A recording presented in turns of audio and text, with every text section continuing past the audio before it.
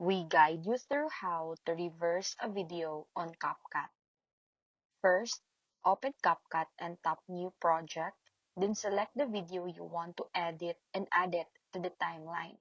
Once your video is loaded, tap on the video clip in the timeline to reveal the editing tools at the bottom of the screen. Scroll through the options until you find Reverse, then tap it. CapCut will automatically process the clip, and processing time may vary depending on the length of your video. Once the reverse effect is complete, preview the video to make sure it plays the way you want.